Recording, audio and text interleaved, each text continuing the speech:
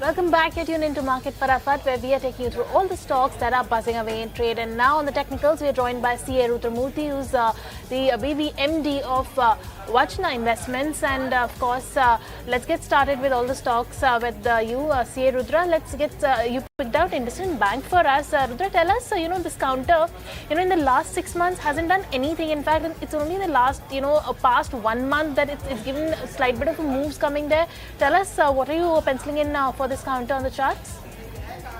Good afternoon. Thanks for having me in the show. See, Indus India Bank has made a long consolidation now for last 3.5-4 months, and only now it has given a breakout above levels of 1460. Now sustaining above these levels of 1460 for last 2 trading session confirms to me that the short-term breakout above 1460 will hold. So I am looking at targets of 1530 to come initially. Stock available in futures, one can definitely go long in Indus India Bank, looking for targets of 1530 initially and keep a stop loss at 1450, which is just below the breakout level.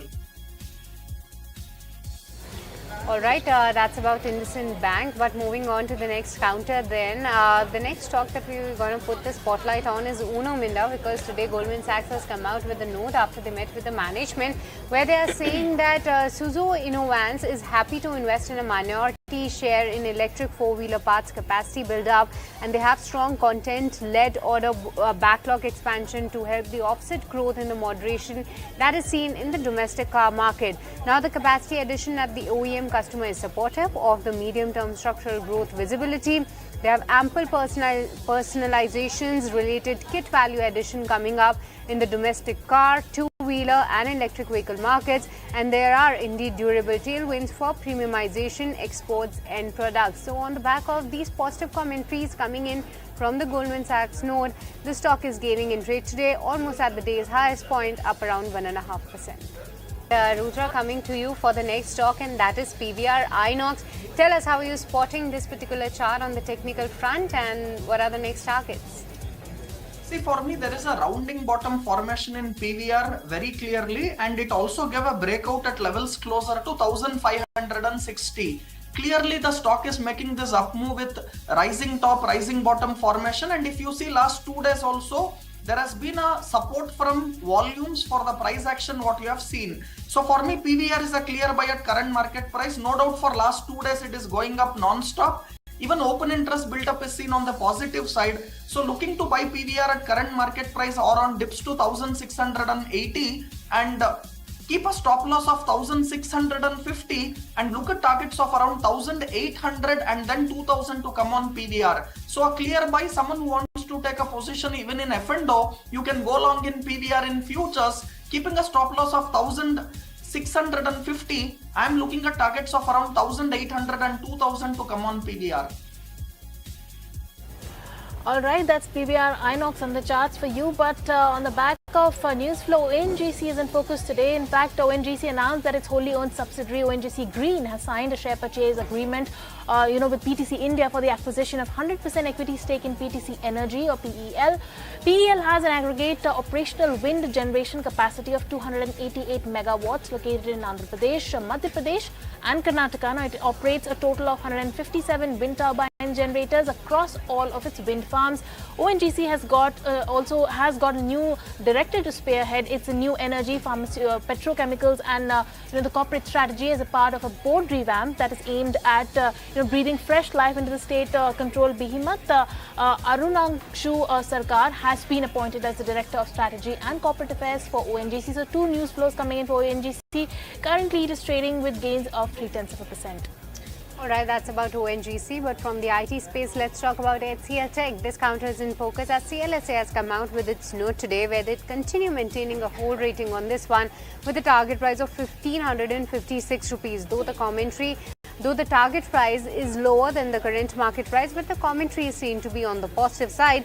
The CLSA is highlighting that the demand environment due to BFSI as well as Gen AI opportunities look good ahead. There is a growth potential in the medium to longer term for the industry and as well as HCL Tech, and the Gen AI opportunity. HCL Tech believes that the Gen AI can facilitate migration of the legacy code. On the back of this news flow, On the back of this report, actually, this stock is in focus, almost flat in trade right now. All right, coming to you again, Rudra, you picked out Biocon for us. Tell us, this counter is hovering around its 52-week high right now. Is there more steam left? What are the up moves that you see from this counter? See, for me, Biocon gave a breakout above 375-380 zone and it consolidated now for a week's time. Now, Biocon looks very much ready to move further higher from here, and stock is definitely showing that signs of higher top and higher bottom formation. So I am looking at an initial target of 425, 430 to come on Biocon. Again, stock available in futures. One can definitely buy at current market price, and on every dips to 385, 387, that range one can accumulate more of Biocon. Keep a stop loss of 385 and look at targets of 425 initially to come on Biocon. All right, that's about Biocon. Let's talk about SAMIL then. And Rudra, this is the stock that you have picked up, and for the past 2 days, indeed a good momentum is what we have seen. But what are the next levels that you are eyeing at? See, for me, this is a stock.